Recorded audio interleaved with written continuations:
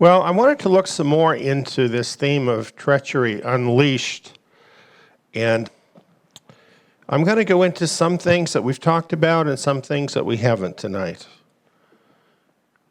This starts with John 18, 1 through 3, which sets up this whole picture, this beginning, really, of Yeshua's ordeal on that night before his death.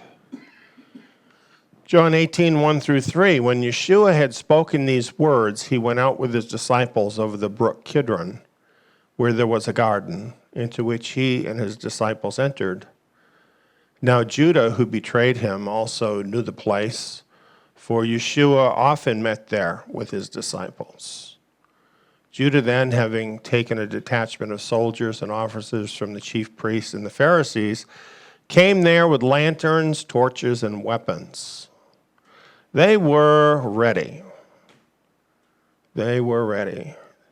I wonder how many men they had with them to apprehend this one man. This is quite a picture, I think. I'm just thinking, if you're up there on the Mount of Olives, you would see them coming for quite a long way. Because being elevated up in the air like that and being able to look down into the valley, you would see all those torches and they were coming in your direction. It makes me think that if Yeshua wanted to be scarce, he could have been. But that was not the plan. Maybe some of those people kind of hoped that's what would happen. I know if I was one of them, that's how I would feel. You just don't really know what they were thinking. But they were coming for him. It says, Yeshua, therefore, knowing all the things that were happening to him, went forth and said to them, who are you looking for? They answered, Yeshua the Nazarene. Now, one thing that I would mention about this is already this is highly unusual. Here you have a band of people with torches and weapons, and they're coming to get you. What usually happens in that situation? Have you ever seen Dog the Bounty Hunter? What do the people do? They always run, don't they? They always run. What kind of man just walks out and basically says, hey, are you looking for me? Just on the level of a man, is this not a man different than other men? A man that you have to respect even if you don't see him for who he truly is. They answered, Yeshua the Nazarene. Now, in the version of the scriptures that we're using, it says Yeshua of Nazareth. And I've changed this verse to Yeshua the Nazarene. And why have I done that? Well, let me show you. We have in the verse here the Greek word that is indicated in Strong's dictionary. And it's actually Nazareos is the Greek word. And it is a different word than the word that is translated correctly as Nazareth. And we have another place where this word is used, Acts 24:5, where it's talking about Paul. And it's quoting the adversaries there, talking about Paul, calling him a ringleader of the sect of the Nazarenes. And this is the same Greek word, Nazareos. the sect of the Nazarenes is different than the town of Nazareth, especially when you realize that at the time that Paul was doing this work, he was traveling even outside of Judea. He was traveling to cities all over the Roman Empire. And so if he is a ringleader of the sect of the Nazarenes, he's not a ringleader in Nazareth, of a group in Nazareth. This is talking about something bigger. This is talking about a sect, or in other words, a group of people. And these are the Nazareos. And we translate that as Nazareans. It comes from the Hebrew word that we translate as Nazarite, or one separated. That's talking about Yeshua. One separated, one set apart, the Holy One. And the word Nazareth is an entirely different word, and it means the guarded one. So what they were looking for is Yeshua, the Nazareos. In English, the Nazarene. He was part of this particular group. Now, who were they? Well, let's look into some things to understand this better. We're going to take a little circuitous route here on a few things, but we will be getting back to this shortly.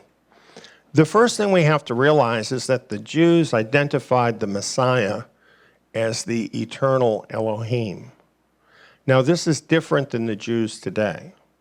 The Jews today essentially say the Messiah is an especially anointed person, essentially a religious superhero. What they believed in the first century, though, is that the Messiah was actually a manifestation of the eternal Elohim. Now, here's some proof of this. Isaiah 9:6. For to us a child is born, to us a son is given, and the government will be on his shoulders. His name will be called Wonderful Counselor, Mighty Elohim, Everlasting Father, Prince of Peace. Now, surely the mighty Elohim is speaking about deity. But this becomes even more interesting as we look at Targum Isaiah, because Targum Isaiah, this is the English translated from the Aramaic, and this was read in the synagogues, and this is an interpretation of the verse rather than an exact literal rendering of the verse. And this interpretation shows you what they were actually teaching in the synagogue about the Messiah. And there it says that he's the mighty God who liveth to eternity, the Messiah. So this is so clearly, even more so than the original text, equates the mighty God with the Messiah as one and the same. This is what they believed and knew to be true, that the Messiah was in fact the mighty God. And we have this verified for us in the Targum and in other sources. Now, understanding that, in Isaiah, if we just go then carrying the thought of Isaiah forward, in 2 chapters away from that, in Isaiah chapter 11, the very first verse, it's telling us about where the Messiah would come from. And it says, a shoot will come out of the stalk of Jesse, and a branch out of his roots will bear fruit. And it's interesting how Targum Isaiah interprets this, saying, a king shall come forth from the sons of Jesse, and from his children's children the Messiah shall be anointed. Now that's very interesting, because it's talking here then about a lineage or a genealogy. And the word that it's quoting from, that is literally interpreted as branch, is the word netzer, the Hebrew word netzer. And it literally means a shoot, a branch, or a twig. And another interpretation of this, another meaning is to watch over or guard in order to preserve. And basically, what this is talking about in Isaiah is a group of people of the house of David who were set in place to guard the royal lineage until the branch should arise, the Messiah should arise. It's talking about guarding that royal line unto the coming of Messiah. Now, interestingly, we have some historical information from church history. Now, this is a book that was written in, I'm pretty sure, the 3rd century or the 4th century. And it's giving a history going back to that 1st century. And it's quoting from various different sources and kind of compiling it together. And it tells us the story there of how Herod destroyed the public records of the genealogy of the house of David because he was an Edomite, but he wanted to claim that he was of the house of David because it was the house of David that was given the position of rulership in Israel.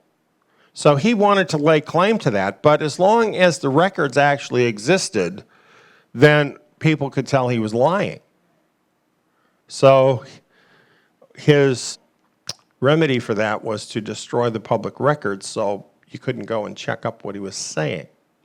Things don't change much over time, do they? Same stuff is happening right now on the internet, friends. A lot of truth, history, facts are quickly disappearing. And not only from the internet, but from your public library. A lot of these books are disappearing. And they're being replaced with, by and large, a lot of fluff and very little facts. And why is that happening? Because there is an agenda. Just like Herod had an agenda to present himself a certain way, there is an agenda that's being formed. And some of us older people, we remember history, but we're not going to be around forever. And the system thinks they are going to be around forever. And so by doing this, they can fool the generation coming up to believe their version of things. This, by the way, is also why they want to tear down statues and other kinds of monuments and so forth to destroy a record of history. Now, let me tell you, this is supposed to be an enlightened age, but an age in which books are burned and historical monuments, documents, and things like this are destroyed is an age of darkness, not an age of enlightenment. But getting back to my point about Herod. This is what he did. Herod did this. And so the family of David then resorted to preserving their own records. Now, of course, they had been doing this all along, right? They had been preserving their own records. And so that's what they did. And it mentions here about certain ones who became called the Despotini. Now, this is a Greek term, and it refers to those who were of the family of Yeshua Messiah. It means of the Lord. This is the family of Yeshua Messiah. Now, in recent times, they have messed with the history through the books of Dan Brown and others, and they have presented the Despotini as being Yeshua married to Mary Magdalene and them producing children. All of that is nonsense. But the despossini was very real, and they were the people who were the family of Yeshua. And it says in the history that they came from a place called Nazareth, and also another place called Kakaba. There were two messiahs, a real one and a false one. The real one came from Nazareth, also known as Nazareth, and the false one came from Kakaba later on. That's the guy, Bar Kokhba. That's right. So what I'm telling you is that the reason they were after Yeshua, the Nazarene, is not because he was from Nazareth. It was because he was from the sect of the Nazareans. In other words, this group of Davidians who preserved the royal lineage from which Yahweh brought forth the Messiah of Israel. And I couldn't go by this without explaining this to you, even though I have explained this in far more detail in the On the Road to Zion series, and I would encourage you to look this up and look into it more. This is not something you're going to find very easily, but it is very much a fact, and it's very relevant to us today. So this is what they were doing there, is guarding the royal line of David, the Messiah. So that's what they were looking for. That's why they said that they were looking for Yeshua the Nazarene. You know, from a certain point of view, he represented the leader of another sect of Judaism. That's how they regarded it.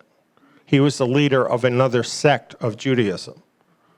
And I think, as we have even seen in political events of this day, very, very often, one sect or a political group will want to destroy somebody who is the leader of another sect or a political group. Of course, nothing like that could be going on right now. But those things do happen.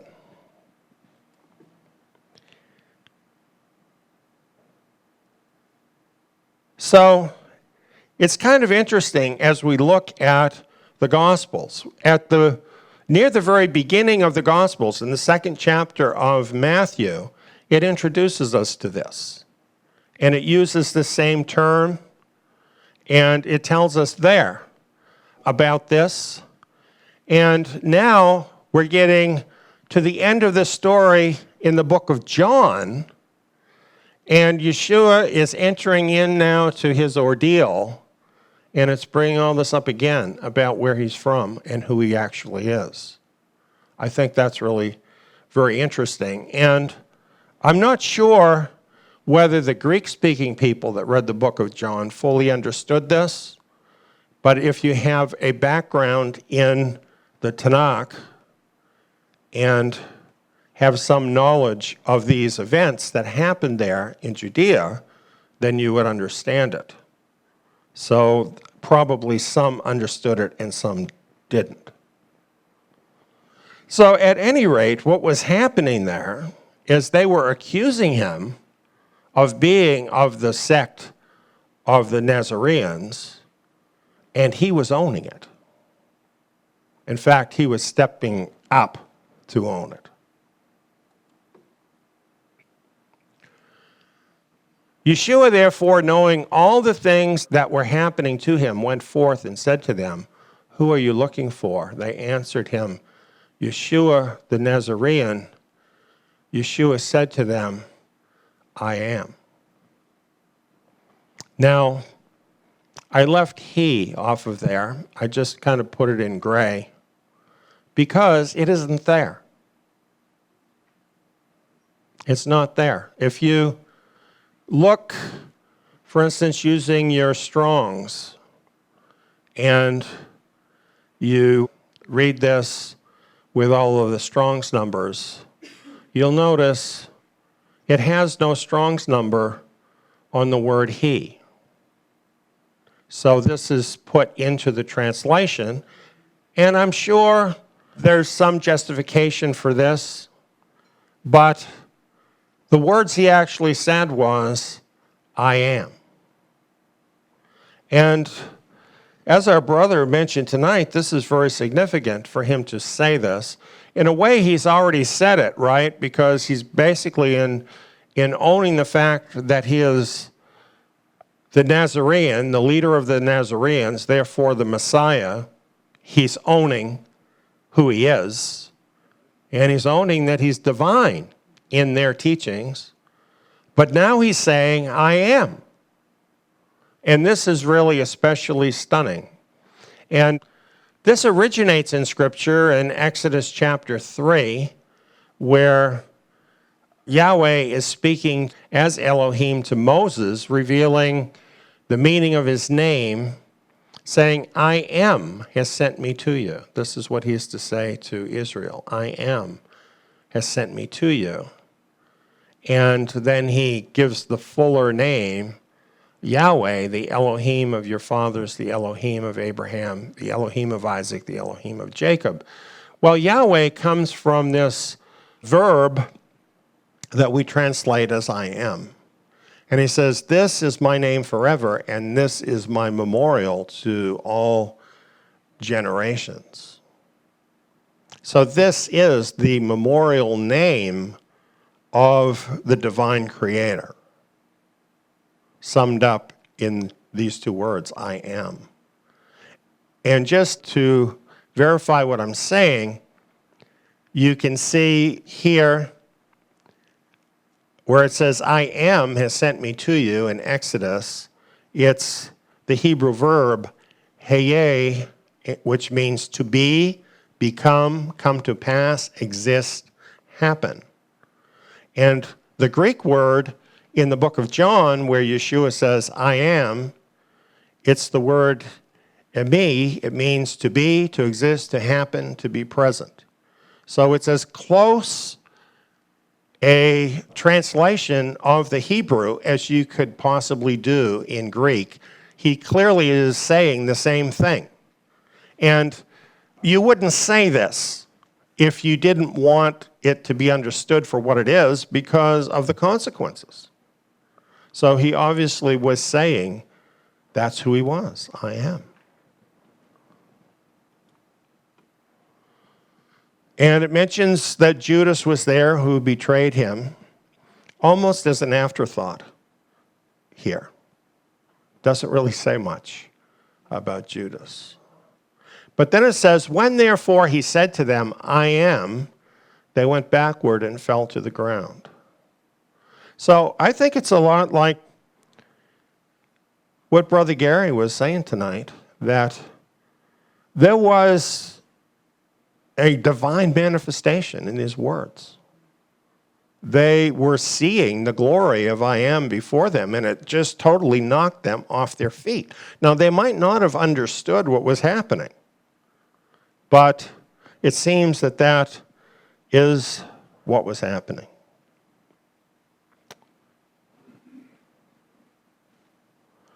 By the way, what we've seen here now is it's used the same terminology twice.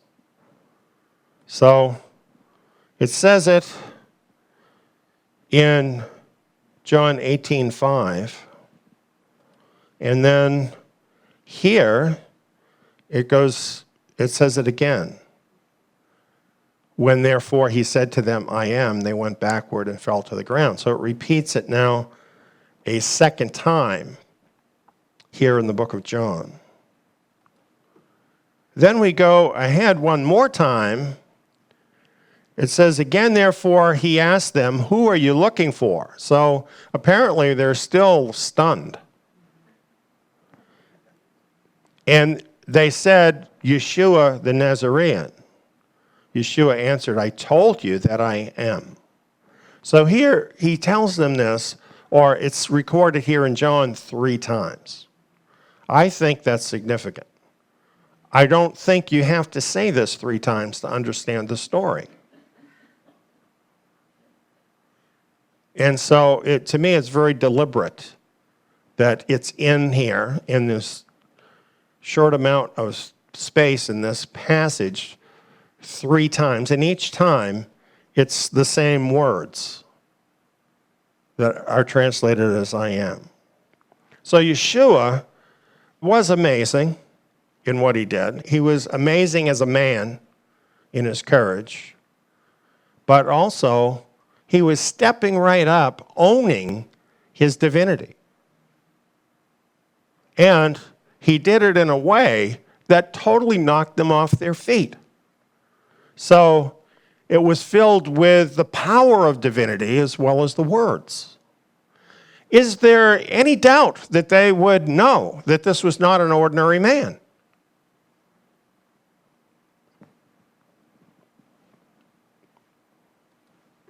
Well, here I'm departing from the verses. The verses have been covered very well. And what I got into here as I was studying this, and I was realizing, everybody thinks that Judas is the worst betrayer that ever lived. Like, his name is synonymous with being a betrayer. And from a certain point of view, that's true. But from another point of view, he's an insignificant ant. He's a big nothing. What we call today a nothing burger.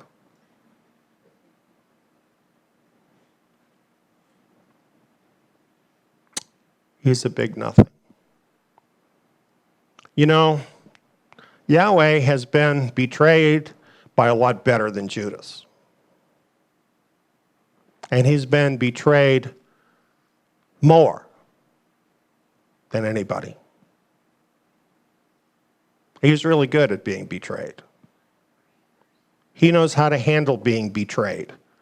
Did Yeshua have any trouble being betrayed?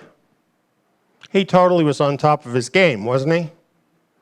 And I'll tell you what, if you're ever betrayed, you would do as well to be as calm as he was. People don't do well when they're betrayed. Usually it comes as a big surprise, stirs up all kinds of emotions, many times emotions they never knew they had.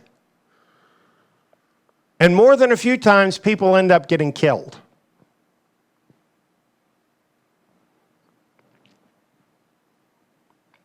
Yahweh, he's been betrayed.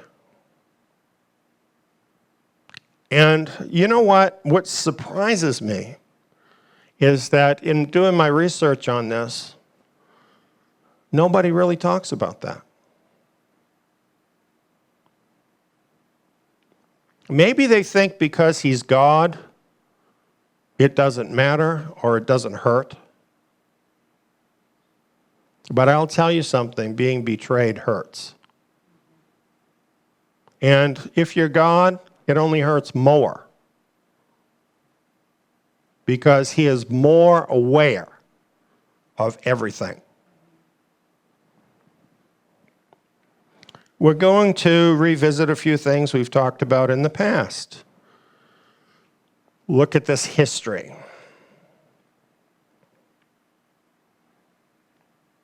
Our grand creator created everything perfect, wonderful for all of his creatures, in heaven and on earth. Everyone was blessed with life from him in a perfect universe. That's where things started. In Ezekiel chapter 28, it's talking about one of his heavenly sons, one of the angels that he created, and placed him in the Garden of Eden, the garden of God. It calls him there an anointed cherub who covers. In other words, He was taking care of the place, looking out for the place. Now, that's not bad duty, I don't think. After all, the garden was a paradise, beautiful place to be. You were the anointed cherub who covers. I established you. You were on the holy mountain of God. You were perfect in your ways from the day you were created till iniquity was found in you. See, there's kind of an amazing thing that Yahweh, when he created his heavenly sons and when he created his earthly sons and daughters, he did not hold back from us even the most godlike quality that exists, which is the ability to make a choice. And he put no restrictions on that. Every intelligent creature has been given that ability to make a choice. And with that, every intelligent creature is able to choose to go another way than to follow Yahweh. So Yahweh created all of these heavenly beings perfect, our first parents perfect, but with this possibility that they could choose something different. Now, how is that perfection? Well, it's perfection because it's the only way that love could enter the universe. And love is the main characteristic of our Father in heaven. If you cannot choose to love him, then you can't really love him, can you? Then you're just a robot that does whatever he says because you must. How satisfying is that? If you're a guy, do you want to have a wife with a big key on her back that you can turn and then she just does everything you want? Is that going to be emotionally satisfying to you? How about a husband like that? Well, there are some husbands like that, but they should wake up.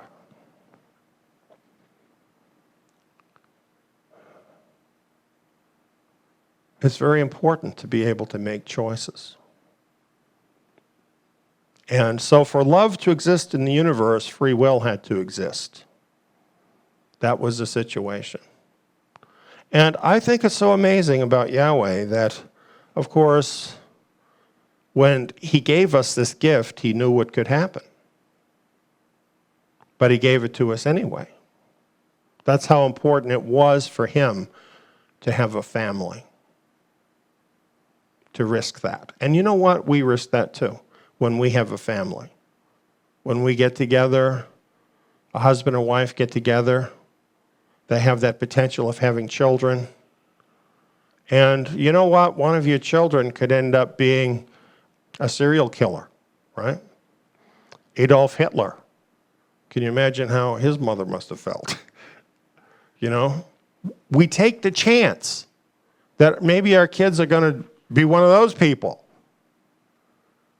And we take the chance because we want to have a family. We want to experience the love of a family. So we're not much different, really, are we, when you think about it? Well, anyway, talking about Lucifer. How you have fallen from heaven, O Lucifer. You have said in your heart, I will ascend into heaven. I will exalt my throne above the stars of God. I will ascend above the heights of the clouds. I'll be like the Most High. Lucifer wanted a promotion. He wasn't happy with his assignment because he thought he was too good for that assignment. He thought he would be a lot better being God. That's what was in his heart. So, feeling that way, feeling envious, he set out to do something about it. You know, this is how betrayal happens, by the way. People don't just betray somebody. It's because they have jealousy in their heart. They have animosity in their heart and other base emotions that they create in their heart based on selfishness.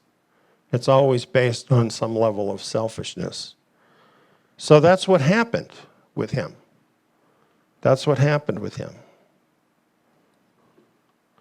So this is how he became Satan. The word simply means adversary. This is how he became Yahweh's adversary. So he was Yahweh's creature. Yahweh didn't do anything evil to him, but he became Yahweh's adversary. So before he ever did anything evil, he had made himself Yahweh's adversary. And he's called the devil, diabolos in Greek. Slanderous, accusing falsely, devil. So this name comes from what he actually did. He began his treacherous rebellion deceiving our first mother in the garden. Now, she was an amazing creature. Perfectly innocent in every way because there was no evil. So she had no reason to think that anyone was going to come along to deceive her. And there were many wonders in the garden, so the fact that a snake started talking to her didn't raise any red flags, as it probably would for you. And later when she was questioned about what she did in disobeying God, she says, the serpent deceived me and I ate. She was deceived. You know, even when you're deceived and you do the wrong thing, you still did the wrong thing, and there will be consequences.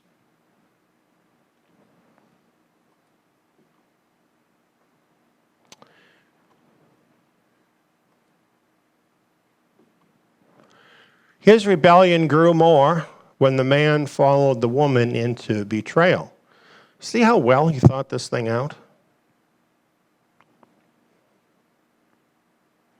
The man said, the woman whom you gave to be with me, she gave me of the tree and I ate. Oh, God, it's your fault. You gave me this woman, and she did this. God gets blamed. The man does the wrong thing because he doesn't want to displease his wife, but rather than owning it, he blames God. So this is how the whole world entered into rebellion, treachery against our Creator. This was not a great start for our world. And this is how things started out in this world. The world we live in today, the world that is ruled by the devil. Well, from here, it only got worse. The scriptures tell us how the devil's rebellion, treachery, unfolded, how his plan to raise himself up above the Creator unfolded. Tells us about the sons of God. They saw that the women in the earth were beautiful, and they took the women for themselves. Now, it's kind of interesting that today a lot of people would look at that and they would say, well, what's wrong with that? Well, this was not a movie, friends.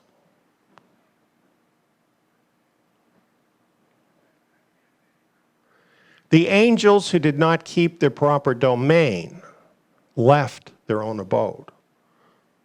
You see, they were created for heaven. They were created with duties before the Almighty. And they abandoned their position in order to satisfy their desires.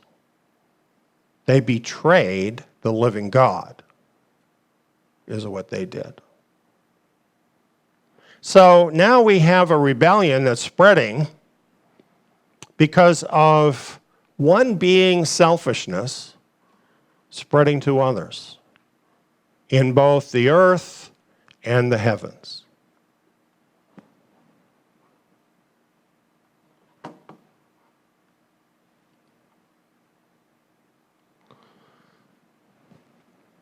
At that time,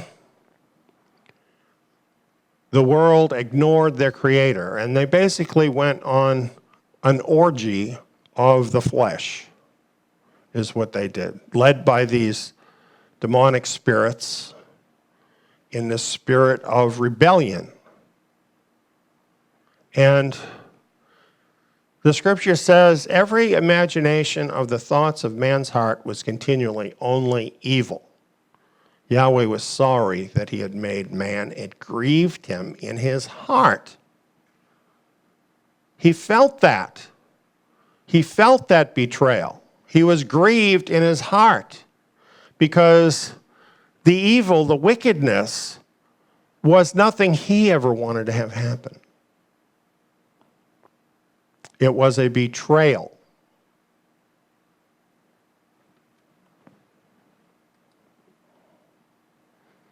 He felt forced.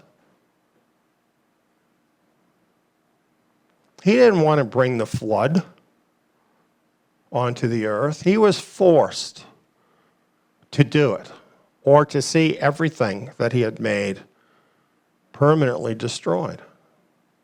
Fortunately, being God, he foresaw these events, and through a righteous line, he raised up Noah. And the scripture says Noah was a righteous man, blameless among the people of his time. Noah walked with Elohim. Noah is an amazing man because he proves for us that even imperfect people can walk with Elohim. That's a wonderful thing to know, isn't it? Peter wrote about this. He said, Elohim waited patiently in the days of Noah while the ark was being built. I'm thinking maybe he's waiting patiently for the remnant to get their act together. In it, few, that is 8 souls, were saved through water. How ruined was that whole world? It got down to the wire, didn't it? Yahweh totally betrayed by an entire world.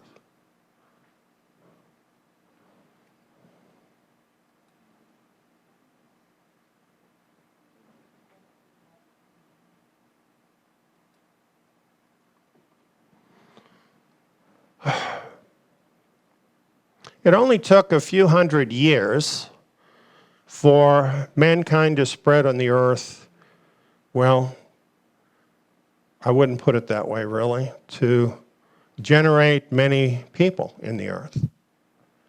And, however, they all chose to live in one place. And it says in Romans about them what they did. It says, knowing Elohim, they didn't glorify him as Elohim, neither gave thanks, but became vain in their reasoning, and their senseless heart was darkened. They became fools and traded the glory of the incorruptible Elohim for the likeness of an image of corruptible man and birds and 4-footed animals and creeping things. They fell victim to false worship and idolatry. And the reason this happened, according to the best historical sources we have, is they were angry at God for having brought the flood. And they were in fear that that could happen to them if they didn't do what God wanted. And so they set about building a tower into the heavens that they thought would be up above the place where God could destroy them, and they could get in touch with other gods whom they represented as figures of men, birds, animals, and so forth. False gods. That's what they did. And so, in a very short time after the flood, the world again treacherously turned against their Creator. Can you imagine anybody being betrayed to such an extent? Yahweh didn't destroy them.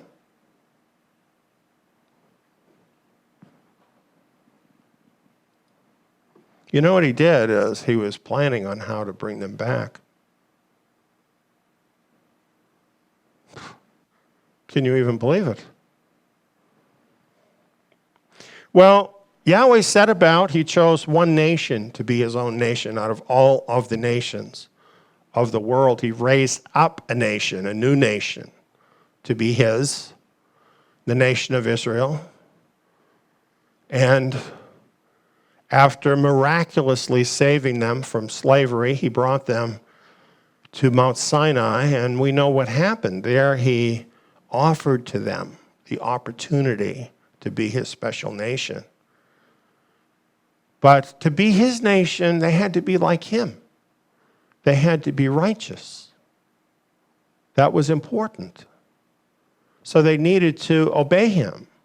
They needed to obey his covenant. But if they would do that, they would be his nation out of all the nations of the world, his own special possession. A set-apart nation. So Moses presented this to the nation. They had free will. They could say no. But they didn't say no. They said, all that Yahweh has spoken, we will do. And they entered into that covenant to be Yahweh's special nation. Shortly after this, Yahweh called Moses to come up onto the mountain so that he could set down the requirements of the covenant. And while Moses was up on the mountain, they decided to have a party. That quickly. They betrayed him.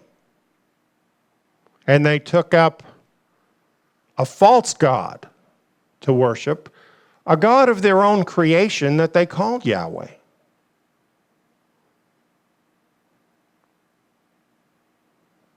And after that, they learned their lesson and they never did it again. That must be some other nation, because it isn't Israel. This was just the beginning, wasn't it? Of just a very long list of betrayals. Now, you know what? We here own that we are Israel. So this isn't fun to consider that this is what our nation has done. Constantly, through the many, many generations, betraying Yahweh.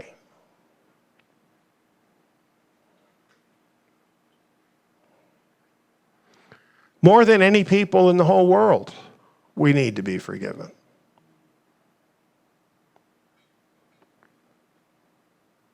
Isaiah 53, 5 and 6 says, he was pierced for our transgressions. He was crushed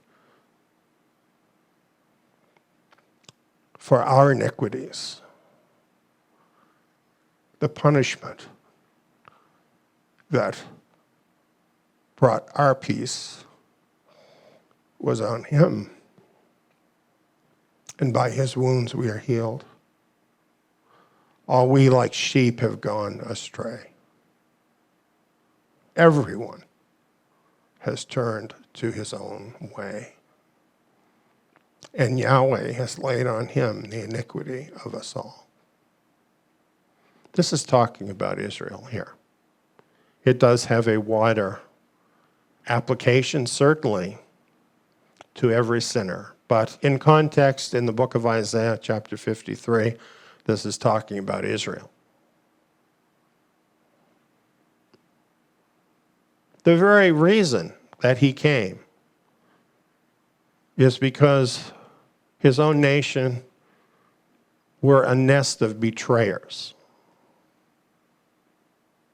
So facing Judah with that crowd on that night was a small thing, in a way, for him, because he was very used to all of the betrayal of his people. And he actually came because of it. He actually came to take the guilt of that betrayal and the punishment of that betrayal upon his own self. And that's the part of the story that I think we always need to remember when we read about what happened on that night, and why he simply stepped up the way he did, knowing everything, as it says. It was very deliberate what he was doing. Clearly, he was in charge. There's all these people with all their weapons and their torches, but clearly he was in charge. And he was doing it for us.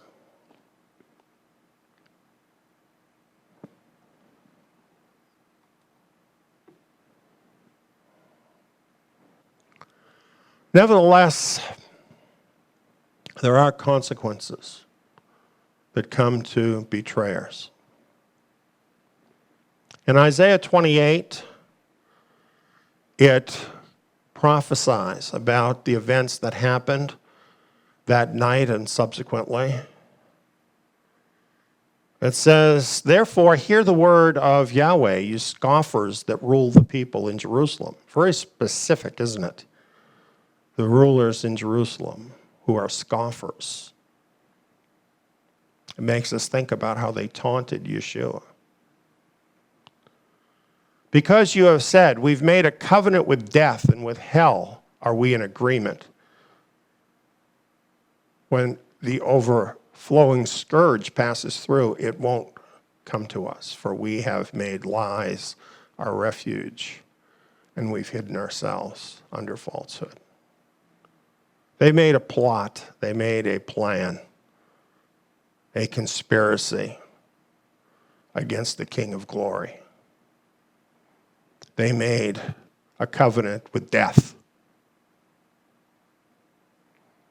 And somehow they thought that that was going to keep them from being destroyed by the Romans, but actually it guaranteed that they would be. "Therefore, thus says Adonai Yahweh, behold, I lay in Zion for a foundation a stone, a tried stone, a precious cornerstone of a sure foundation. He who believes shall not be disturbed. I will make justice the measuring line and righteousness the plumb line. The hail will sweep away the refuge of lies, and the waters will overflow the hiding place. Your covenant with death shall be annulled, and your agreement with hell shall not stand. When the overflowing scourge passes through, then you will be trampled down by it." And history tells us exactly what happened. It was just this. It was the flood of the Roman armies that came through, bringing the results of their evil scheme on their own heads. This is what happens to betrayers who deliberately betray the will of God for their own selfishness. And this is what happened. Very similar for them as what happened to Judas. Too late, he came to see what he had done, but he wasn't really sorry. He just couldn't live anymore. Well, as we think about betrayal, sometimes we think, well, that was back then. And the scriptures tell us that in the last days, grievous times will come. And it tells us that men will be traitors. Yeshua talked about this time, and he said, many will fall away and will betray one another and hate one another. It's talking there about believers who will fall away from the faith, become betrayers, actually hating one another. Now, that's hard to imagine. And you know, what you have to realize, friends, is that this is the inspired word. So as much as we don't want this to happen, the fact is, it's going to happen. And it's very likely that this will happen to you. That either you will be one who is betrayed, or you will be one of the betrayers. Because this is the nature of the pressure that is going to come on believers. This is what is ahead. Yeshua said, brother will betray brother to death, and a father his child, and children will rise up against parents and have them put to death.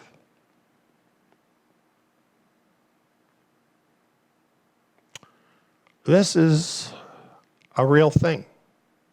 So when we read about what happened to Yeshua and how he faced his betrayers, we're reading about something that at whatever level it happens in our lives is going to affect us. It will. It's coming. Betrayal is coming. So what do we do to deal with that? Surely this isn't a happy thing to think about. But like so many things that are serious, they're much better to be dealt with ahead of time, to be prepared. You know, Yeshua was prepared. He knew everything that was going to happen. We have these facts written down in scriptures for the same reason, so that we know it's going to happen. And that allows us to be able to make preparations. So here's some things that the scriptures say to help us with this. In Hebrews chapter 3, it gives this history of the betrayal of Yahweh by Israel. And then it says, beware, brothers, lest perhaps there be in any one of you an evil heart of unbelief. Now, in our modern age, we don't normally think of unbelief as being from an evil heart. But the scriptures don't lie. It is evil not to believe in the Son of God. Particularly if you have confessed belief in the Son of God. In falling away from the living Elohim. But exhort one another day by day, so long as it is called today, lest any one of you be hardened by the deceitfulness of sin. You see, that's what happened to Judas, isn't it? He was hardened by the deceitfulness of sin. He had the same opportunity as any of the apostles did. He heard the same message, saw the same miracles. But he also liked to steal from the money box. And he even made up lies, didn't he, in order to be able to do it. And when he saw the opportunity to make a good profit off of Yeshua, well, that deceitfulness of sin was already built up in his heart. So we have to be careful of unbelief, the deceitfulness of sin. For we have become partakers of Messiah if we hold fast the beginning of our confidence firm to the end. So, what I see happen a lot is that when believers start out, they're very excited about Messiah. They're very excited about the truth. But what happens over time? Many times, they get drawn back into the world. Their first love wanes. Other things take over. Anxieties of life and desire for the pleasures of the world and so on. And pretty soon, their level of faith is not what it was when they started out. And so we have this warning. We've become partakers of Messiah if we hold fast the beginning of our confidence firm to the end. You see, we can't just depend on chance on this. If you want to be one of these people, you have to decide this is what you're going to do, and you need to make it happen. And how do you make it happen? Well, here's some other verses that I think are really great. Colossians chapter 2, it says, therefore you receive Messiah Yeshua Adonai, walk in him, rooted and built up in him, and established in the faith, even as you were taught, abounding in it in thanksgiving. You see, this is a walk, isn't it? It's not a one-time thing. It's a walk, walking in him and rooted in him. Your life is actually rooted in Messiah and comes out of him. This is really the same kind of language as when we were talking about the vine and the branches, right? The branches, they come out from the vine. If they're cut off from the vine, they can do nothing themselves. So it takes care to stay rooted in the vine. That's what it's talking about. And then being built up in him. See, the more we keep doing that, the more that we keep walking in him, being rooted in him, then there's a growth from him. His life comes through more and more in our life, and we're built up in him. And our life actually becomes a manifestation of him. That's what we need for the long haul. That's who we need to be. Established in the faith. And then I think this is so important, abounding in it in thanksgiving. You know, one of the things that misled Lucifer really was a complaining spirit, right? He wasn't happy with his job in the Garden of Eden. He thought he was worthy of something more. So that kind of created this idea inside of him where he was discontented. Well, we don't want to be like that. We need to acknowledge every good thing that comes from our Father and abound in thanksgiving.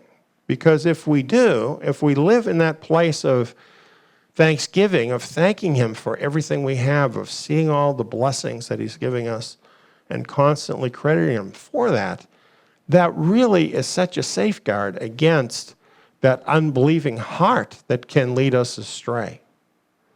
So what wonderful words here. And then it goes on and it says this, be careful that you don't let anyone rob you through his philosophy and vain deceit after the tradition of men. There's all kinds of that out there, friends. All kinds of that. Philosophy, vain deceit. See, this is the reason why all of that is out there. People are trying to get your attention. They want your likes on their videos, okay? They want to have views on their videos, putting it in the 21st century idea. They're trying to get you on board with them.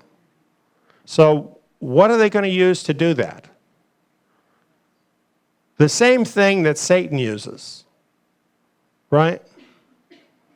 Deception, telling you the things that you want to hear. Don't just believe it because it's on YouTube, please.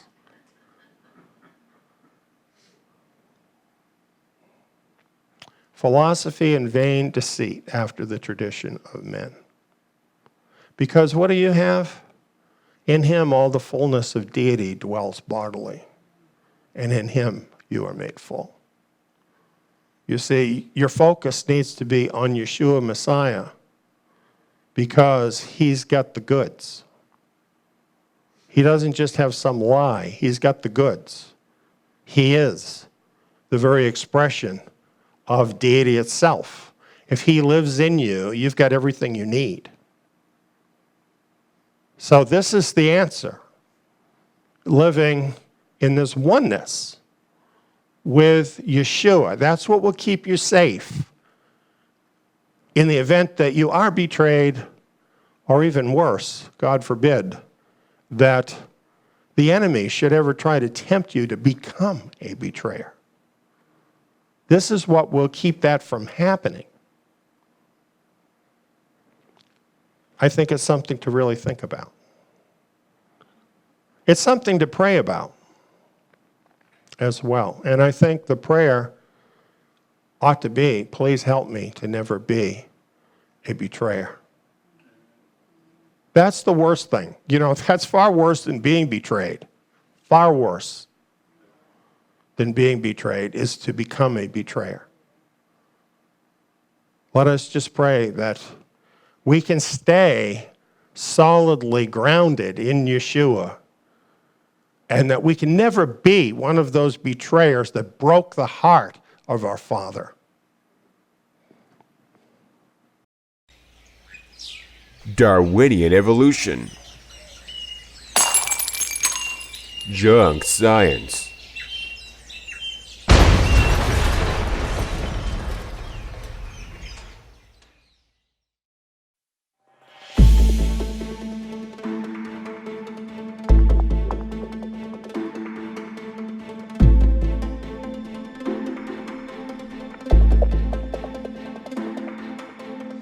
We see that Charles Darwin wrote a book, and it was published in 1859. And his book on the origin of species, which is really not the whole title, it's telling you what he's really saying. It was Darwinism that gave them scientific justification to go in and dominate the so-called savages. That's what evolution is about. Here's a newspaper article from Australia. The headline is, "Blacks Slain for Science's White Superiority Theory." Cross out white superiority theory and put Darwinism, because it's the same thing. Look at this map of Africa. See the little light green part? That's the only part of Africa that was not completely colonized by the Europeans. All the other colors you see on there, that's all areas of Africa that were divided up to the different European nations. Why were they there in Africa? To steal everything in Africa. That's why they were there. They were thieves. They were going into a place that did not belong to them, where they were stronger, where they were more powerful, and they were taking what they wanted. That's what they were doing. And they needed a moral justification for that in the eyes of the soldiers that they sent to die there to make them rich. And Darwinian evolution gave them the excuse they needed. It didn't just happen in Africa. Here in the United States, the indigenous people in America were virtually wiped out. And this too was justified by Darwinian evolution. Often when racist history is cited, such as stories of slavery, colonialism, genocide of indigenous people, or Nazi atrocities, blame is directed towards the Bible and Bible-believing people.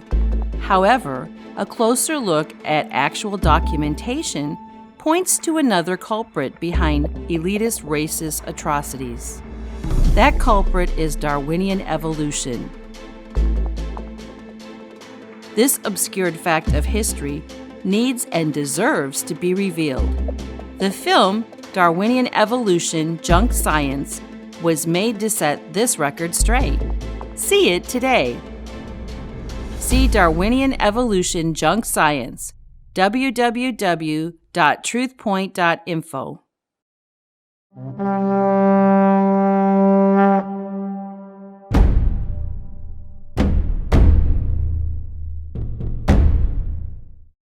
Was this video informative? Click the like button below to help spread the word to others. Feel free to leave a comment and share your thoughts.